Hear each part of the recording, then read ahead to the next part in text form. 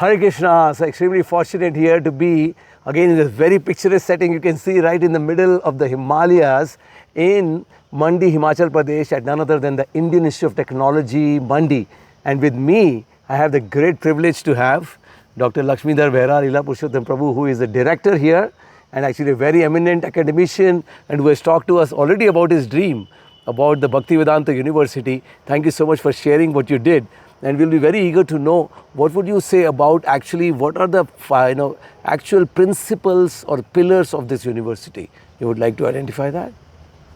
Thank you, Balaram Prabhu, for the second interaction in this series.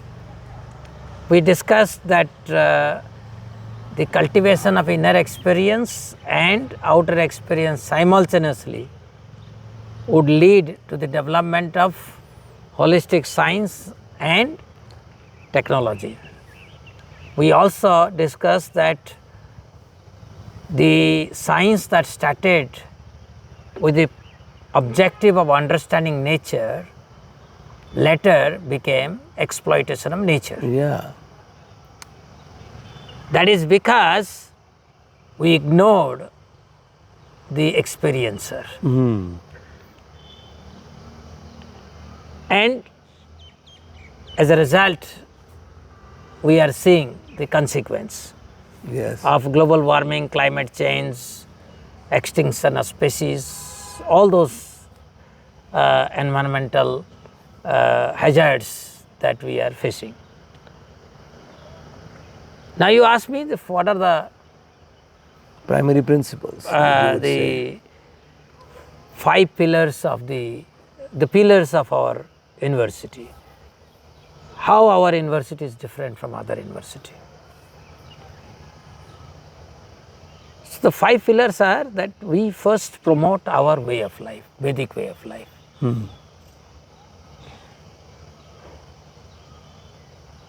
What we preach must be practiced.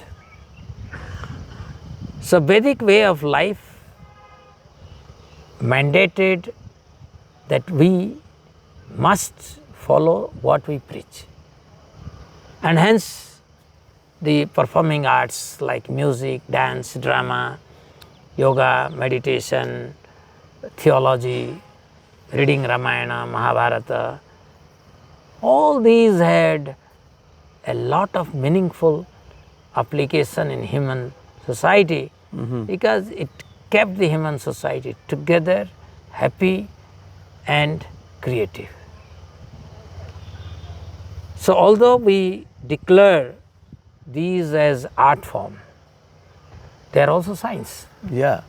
Because the going away from Vedic culture or Vedic way of life, our country is facing a big crisis called mental crisis. Mental health problem. It has become a pandemic.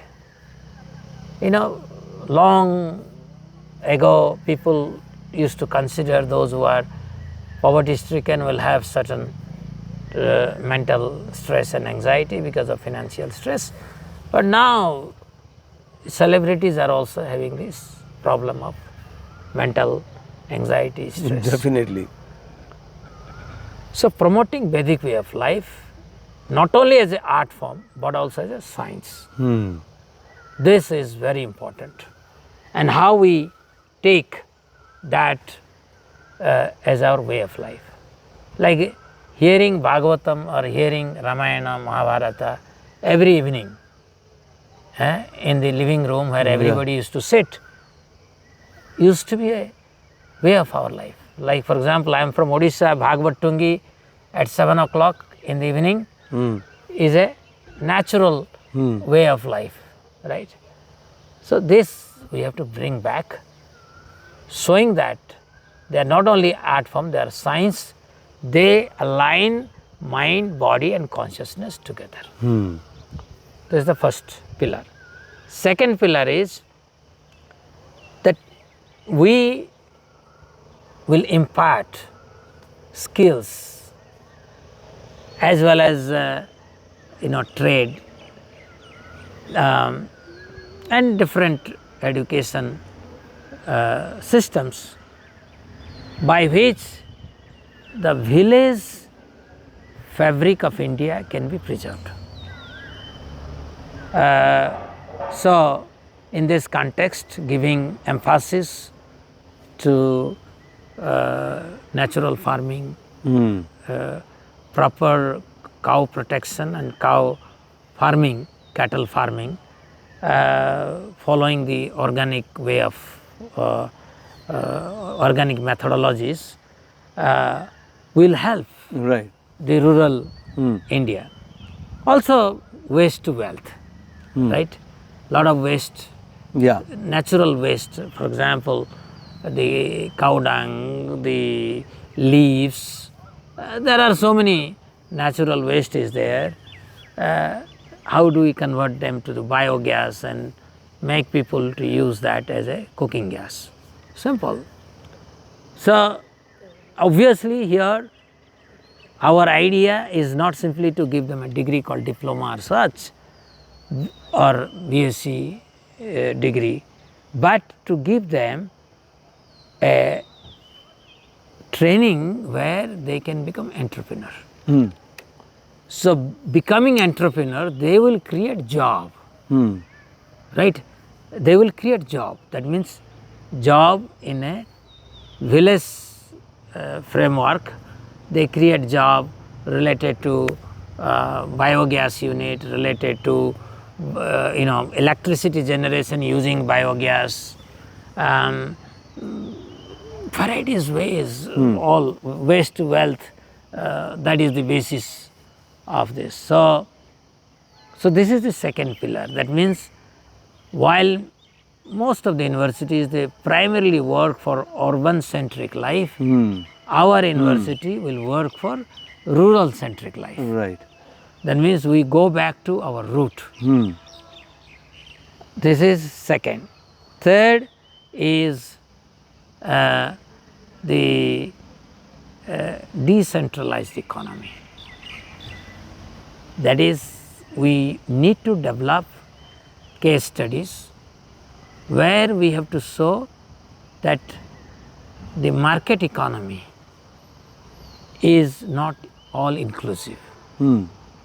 We have to create production based economy where the clients, whether it is farmers, handicraft, weavers, they get their minimum price for their production and they are made to be happy by bringing skill within their profession, right? So this is the fourth pillar, that how we can use our traditional Indian way of self-sufficient economy. Every family used to be self-sufficient. The village used to be self-sufficient. So now it is too much interconnected. That is not good as far as these small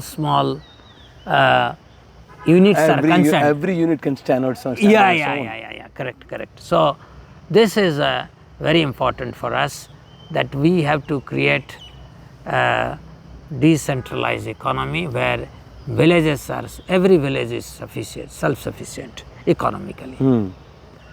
And then the leadership. Leadership is those who are trained as a rishi. Earlier in India, we used to call our king as Rajarshi. Why Rajarshi? Because they are trained in Gurukula, in the Vedanta. And once they learn the ascetic life, how to remain very in spirit,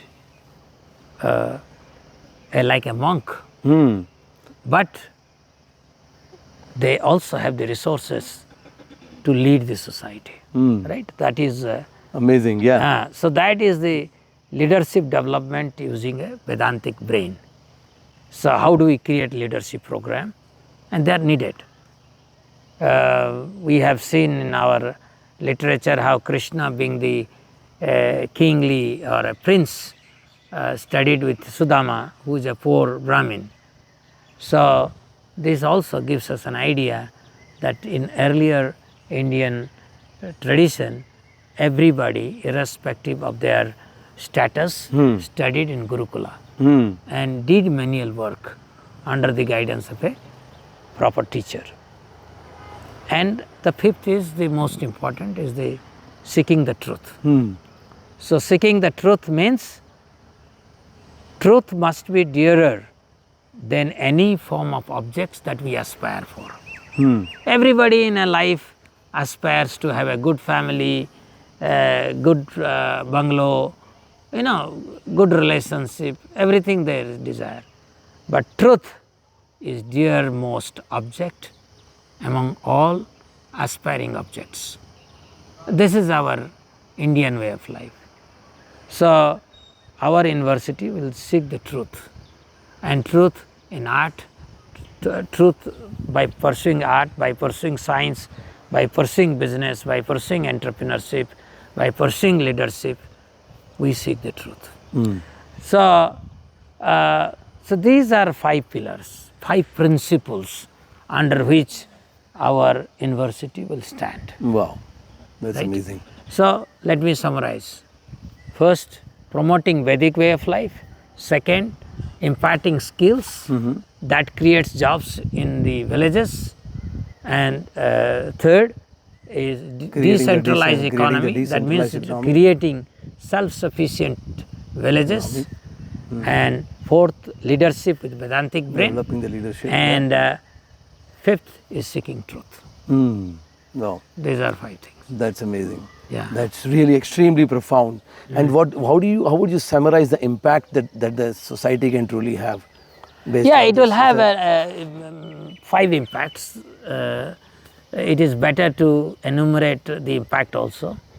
The first impact is that we are promoting Indian way of life, means Indian knowledge system.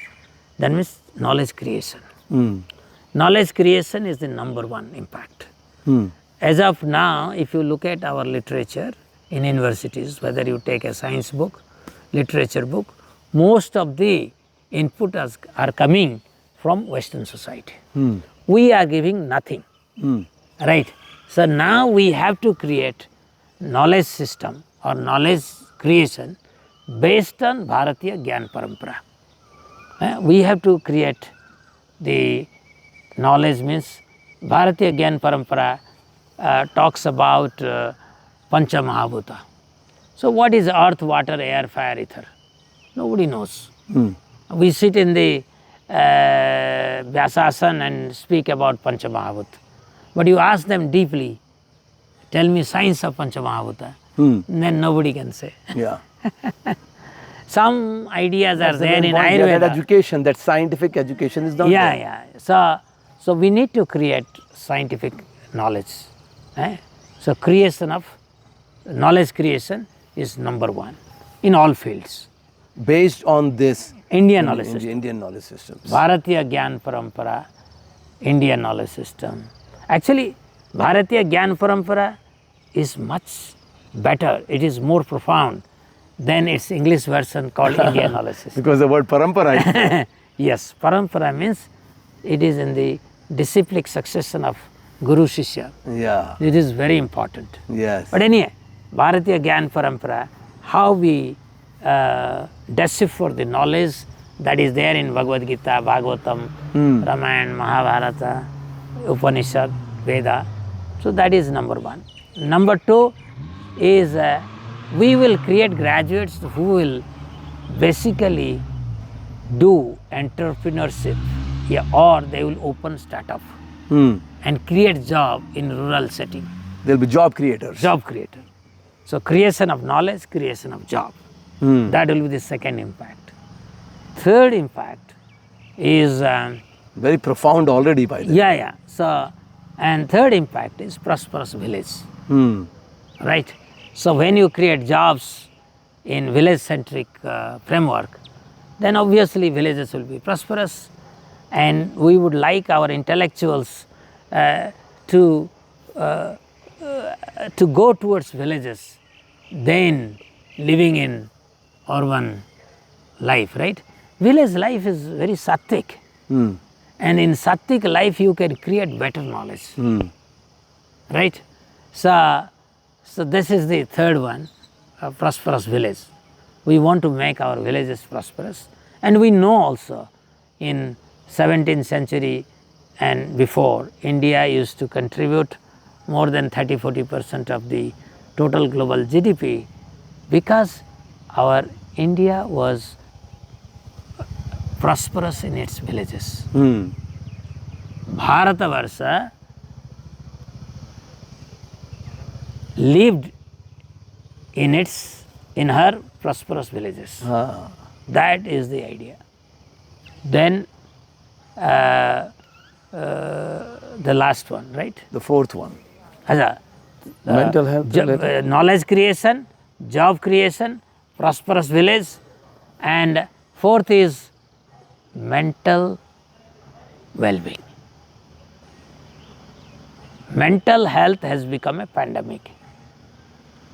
People are suffering from anxiety, stress, depression, and many allied problems at the mental level. Absolutely. Because of disalignment between body, mind, and consciousness.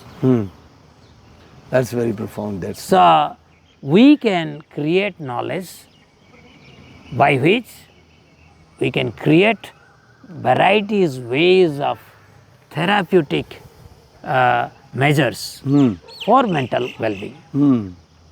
And fifth one, the last one, is working for environment. Our university knowledge creation will focus in a great deal how to save our environment, how to care for our environment. And we will not simply teach it in the university classroom. University will be a role model how to have how to live in harmony with the environment. For example, now our Bhaktivedanta Gurukula, we have a Gosala, we have organic farming, and we have a herbal garden. You know, if somebody lives there, one feels as if you are in paradise, right? We have Mansi Ganga, very beautiful pond. So we have to teach people how to live a life in harmony with the environment. Yes. So these are 5 impacts. Amazing. So to summary the 5 impact: knowledge creation, job creation, prosperous village, mental well-being, and good environment to live in. Yes. So environment, that is nourishing environment.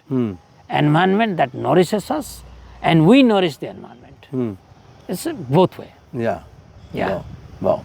Thank you so much. So extremely profound, I think. You know, you can see such holistic knowledge and such fulfilling experience anybody can have. I think if, you know, even part of this, is accomplished in somebody's life, what to speak of if it can be actually, we can bring all of these things together. So I definitely feel extremely grateful, and really looking forward to know more and more of these specific things, and then obviously then see it manifest both in your Gurukul, as you're saying, some of the things are already manifesting. So we would love to hear more about that also later on, how many of these things have already been done. It's not just things which we are thinking of just now, but then it's going to happen much more when the university comes into play. Thank you so much again, sir. Thank you so much. Hare Krishna. Hare Krishna.